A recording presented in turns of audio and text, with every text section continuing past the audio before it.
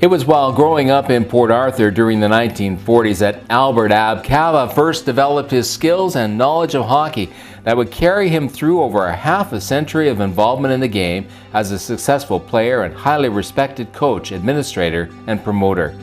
His first taste of success came early, serving as a member of the 1948-49 Port Arthur Rangers, the first team to win the Oscar Stiff Memorial Trophy as champions of Hilda's Pee Wee League. Making his way up through the minor hockey program, he soon advanced to the junior ranks and found himself as a defensive standout with the Port Arthur North Stars. His talents saw him go on to serve as captain, be named the league's top defenseman, and earn an invitation to the Detroit Red Wings training camp. In 1959, he made his way up to the senior ranks with the Port Arthur Bearcats, helping the team advance to the Western Canada Senior Finals in his first season. Over the course of the following 4 seasons, his defensive skills and aggressive style helped the team earn 4 more trips to the Western Canada playoffs. Just as he had during his junior days, his talents and leadership qualities saw him once again don the C as captain. In addition to dominating the regional senior hockey scene, the Bearcats also earned the right to represent Canada on a 15-game series tour of Europe, which they embarked upon in December of 1961. Facing off against teams from Czechoslovakia, Germany, and Sweden, they compiled a 10-4-1 record. Competing in the inaugural Bunny Ahern Cup, emblematic at the time of European ice hockey supremacy, they defeated the hometown favorites from Sweden 5-3 in front of over 20,000 fans, not only earning the title but ending their opponent's 61-game undefeated streak. It wasn't just on the ice that this multi-talented athlete would shine. Getting involved at an early age as a bat boy with the Port Arthur Red Sox, he went on to play for that team for 5 seasons, helping them claim Lakehead senior baseball titles. And on the senior fastball field, he served with such teams as Dinty's Colonels, Big Eds, and the Videon Vs. Whatever sport he played, Ab always emerged as a leader, and it was that strength of character combined with his incredible hockey knowledge that saw the Port Arthur North Stars hand the reins of their club over to a young 24-year-old for the start of the 1964-65 season. As if in a storybook, Ab led the team to the Thunder Bay District Junior Hockey League title that season, defeating the rival Fort William Canadians by a score of 6-3 in the final of a 10-game series. Credit for the victory was given directly to the young coach, who was described as taking a bunch of untested boys at the start of the season and turning them into a well-knit unit of men by the end.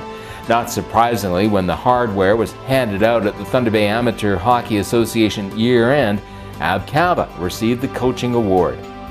That season marked the start of his successful junior hockey coaching career. In just his 3rd year behind the bench, he led the Port Arthur Bars all the way along the trail to the 1967 Memorial Cup Final. The team was comprised of some returning veterans alongside some rookies and bolstered by such pickups as Bob Kelly and Ron Busnick. Making it through a tough series against the Flin Flon Bombers and the New Westminster Royals, they claimed the Western Canada title and the Abbott Cup. Facing the Toronto Marlboros, a team coached by fellow Lakehead hockey product Gus Bodner in the Memorial Cup Final, they lost the best-of-7 series 4-1, but their run that season is remembered as a highlight in his hometown's junior hockey history. Throughout the rest of the 1960s and into the 70s, Ab continued to develop and nurture a number of young hockey players, guiding the Mars and other junior teams, such as the Vulcans, Junior Stars, and Case Eagles, and claiming multiple junior league titles.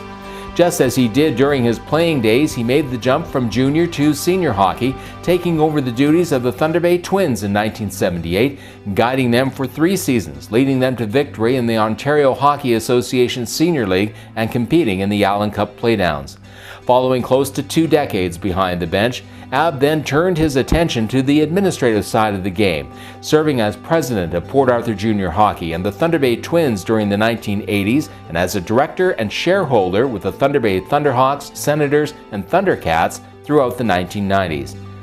The mark of a truly inspirational coach isn't just the number of games they win, but the lives they influence along the way. And in the case of Ab Cava, that proof of his success lies in the number of his players that went on to enjoy successful careers, including NHLers John Adams, Vic Vanaski, Bob Kelly, Ron Busnick, Dennis Oucher, Nelson Pyatt, and Lee Fogelin, and coaches such as George Gwozdecki Jr. and Bill McDonald.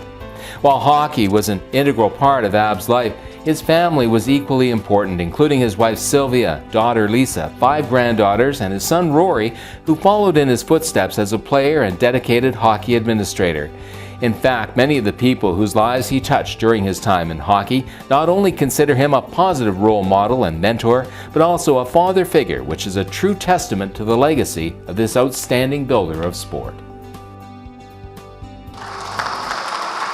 Ladies and gentlemen, please welcome into the Northwestern Ontario Sports Hall of Fame, Albert "Ab" Cava. The level of respect that people have for Ab is pretty evident by the number of people that are here tonight to celebrate with him, including his biggest fans, his wife Sylvia, and children Lisa and Rory, and his very proud 5 granddaughters. A number of Ab's former players are also here, some of them traveling from far and wide to be here to say thank you and share in this special moment. Some people that couldn't be here sent some messages. Dear Ab, congratulations and best wishes on being inducted to the Sports Hall of Fame. They have definitely chosen a very deserving person. The 14 years that Bob and you spent on the executive of the Thunder Bay Twins were very memorable. Sorry we couldn't be there with you to celebrate this special occasion. Sincerely, Bob and Bonnie Paginen.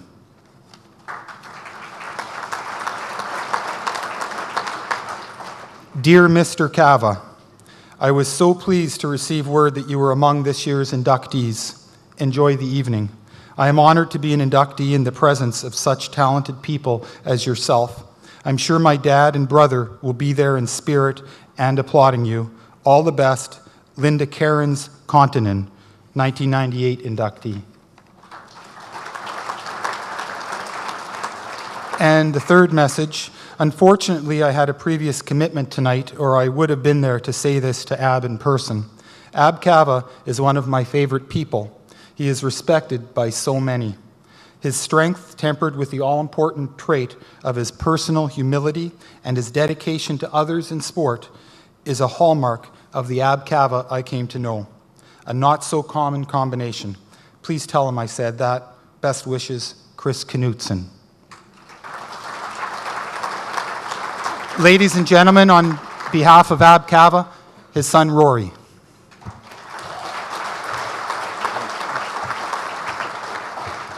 Thank you, Dallas. I'm the bodyguard. If I say the wrong thing, you might take a swing at me. But I have Battleship in the way. Anyway, I was asked by Lee Fogland Jr. to read a letter. Lee couldn't be here tonight. As most of you know, Lee is, he played for the Mars in 1970, the Vulcans in 1971, captained the Edmonton Oilers before he turned it over to Wayne Gretzky, two-time Stanley Cup winner. His dad, Lee Fogland Sr., coached the 1961 Hearn Cup team that my dad played on. Good family friends, also a Stanley Cup winner, and they're both members of this Hall of Fame. Anyway, the letter from Lee. Good evening, ladies and gentlemen, guests of honor. First, I would like to congratulate all this year's inductees. It is an honor to share a few memories with you relating to Albert Cava and how he influenced my life. Looking back, there are many experiences that are significant in our lives, and it is then that you realize just how important people like Albert were in your life.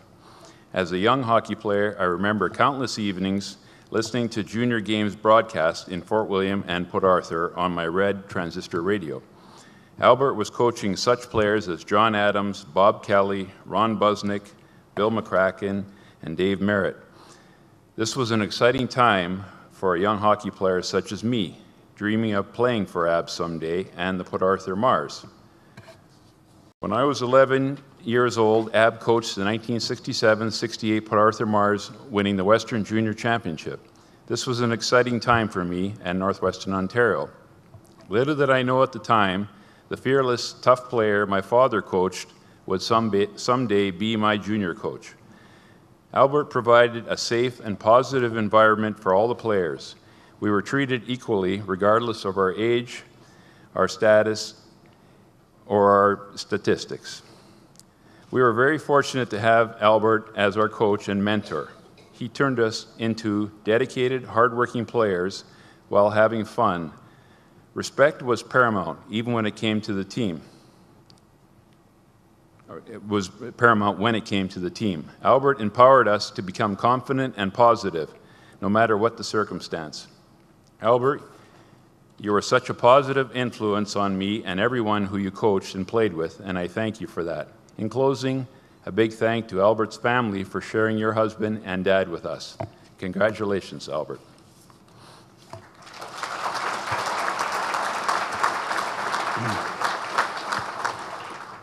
My dad has not been feeling all that well, so he's asked me to read his acceptance, and I'll be doing that in a couple of minutes. But, you know, I wanted to share a few things with you as well, and I think the introduction probably mirrors and copies a lot of the things that I wanted to say. You know, my dad is a humble, very humble man who really is not comfortable talking about himself. I can remember from the time I was young, you know, he had many sayings, but one of the ones that I've heard 100 times and has always stuck with me was, when you win, say little, and when you lose, say less.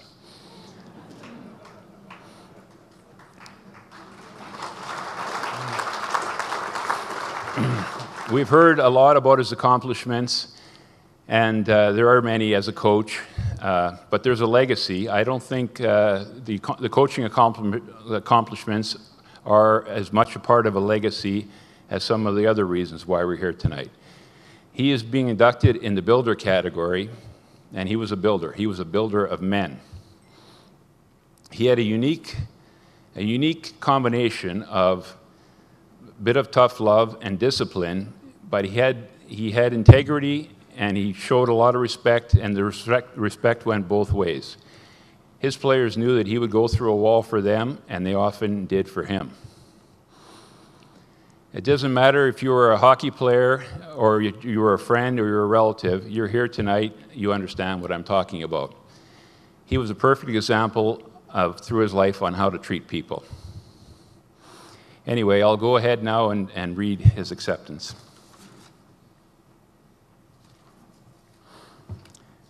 Good evening, everyone. It is with great honor and humility that I am receiving one of this year's Builders Awards. I would first like to thank the individual who nominated me for this award and the committee that elected me. I would also like to thank my family for the support they have shown me over the years. My wife and best friend, Sylvia, she's been a rock. To my children, Rory and Lisa, and their spouses, Franca and Doug, my grandchildren, Abby, Krista, Bianca, Dominique, and Carly, I've been truly blessed, and I love you all. Special thank you to my brother Jim and my late brother Frank, who were with me every step of the way. In fact, Jim used to tie my skates when I was 7 or 8 years old, playing for Hilda's Pee-wees. I would like to thank two gentlemen who were not only instrumental in my hockey career, but also in my life in general. The late Dr. George Gwozdecki and the late Stan Mack. I could go on and name a whole bunch more, but I would be afraid I might miss someone. So to any players, trainers, managers, or team executive members, I see many of them in this room tonight, thank you.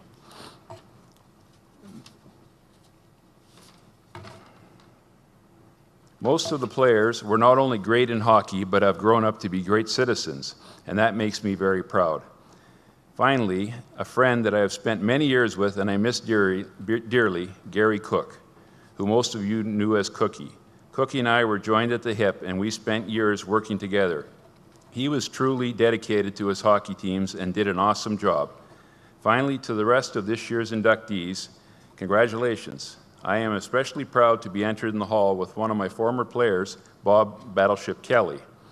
And thank you to two wonderful ladies, Diane and Kate, who do an amazing job on behalf of the hall and in steering the inductees in the right direction. Thank you, and God bless.